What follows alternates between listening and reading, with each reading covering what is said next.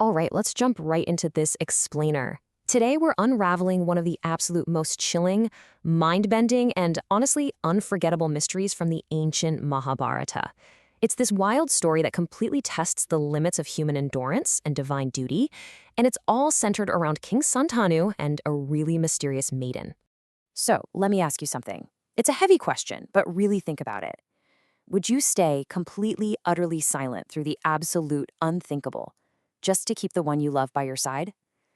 We're going to explore this dense mythological narrative by looking at how a seemingly perfect, incredibly passionate royal marriage ends up hinging entirely on an impossible vow. Part 1. The Ultimatum. To really get this mystery, we first have to look at the bizarre foundation of their relationship.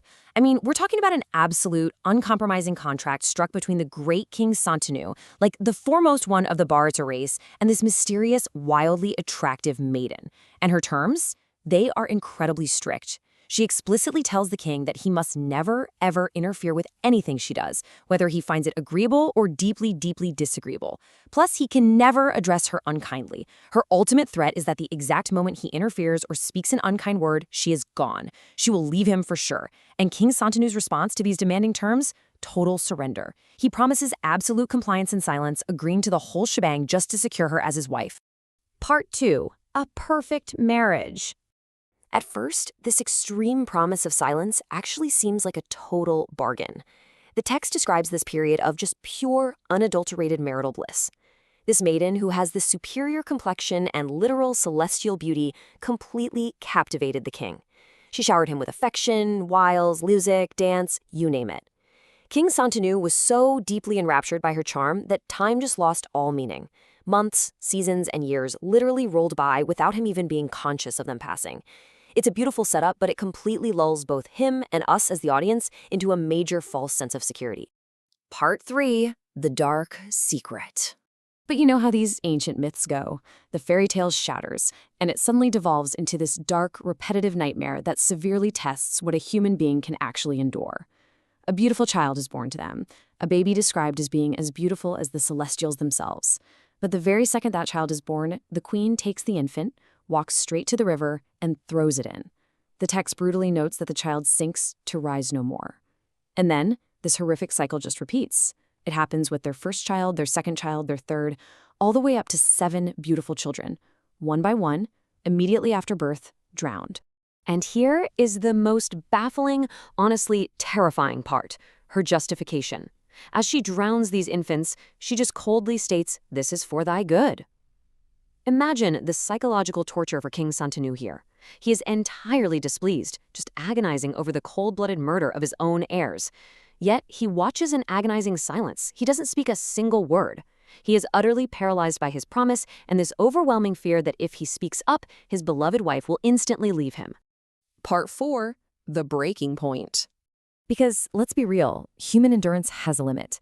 And for King Santanu, that limit finally, inevitably arrives with baby number 8. The tragic, silent cycle of destruction is completely shattered. So, the tipping point comes when the queen smilingly takes that 8th child to the river to destroy it. Santanu violently breaks his vow. Driven by just sheer sorrow and this desperate primal need to save an innocent life, he confronts his wife with these explosive accusations. Just listen to the raw emotion in the text here. "Kill it not. Who art thou and whose? Why dost thou kill thy own children? Murderess of thy sons, the load of thy sins is great." He finally crossed the line. The silence is officially broken. Part 5. The Cosmic Reveal. With the silence broken and the ultimatum triggered, the devastating truth behind this gruesome mystery is finally unveiled. And it is wild. The mysterious maiden stops. She doesn't deny his accusation at all, but she fundamentally shifts his entire understanding of reality. She reveals her true identity. She's not a normal mortal woman. She is actually the celestial goddess Ganga, the daughter of Janu, worshipped by the great sages.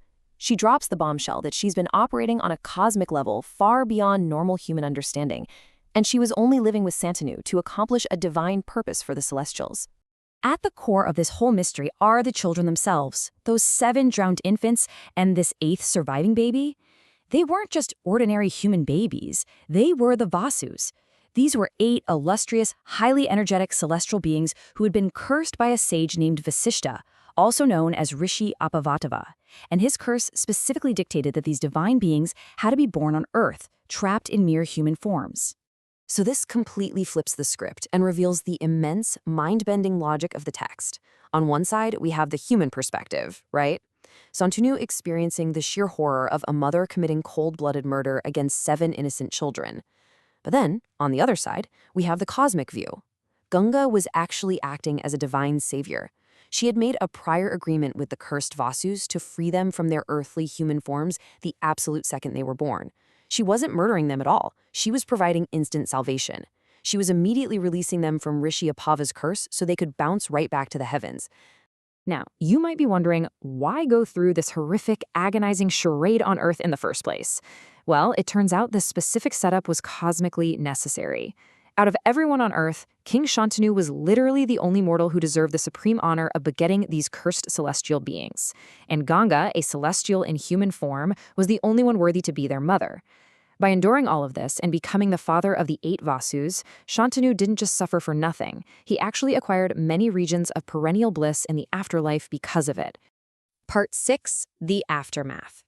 So, the cosmic logic explains the horror, making it a story of divine rescue rather than earthly murder.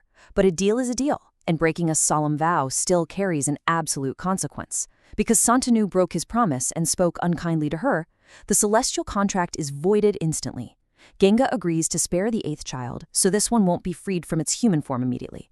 But exactly as she promised on the very day they met, she must now leave him. Santanu successfully saves his heir, a child of rigid vows who will be known as Gangadatta, but the tragic cost is that he loses his divine, deeply loved wife forever. So as we wrap what this explainer, we're left staring at this massive collision between human morality and divine duty. The story of Shantanu and Ganga really forces us to question the true weight of our promises and the super limited scope of our own human perspective. Is it better to break your silence to stop what you perceive as evil, even if it shatters your entire world and reveals a reality far too vast to comprehend? Or is it better to remain in silent, ignorant bliss? It's a profound dilemma from the ancient world, but man, it still resonates so deeply today. Thanks for exploring this incredible narrative with me.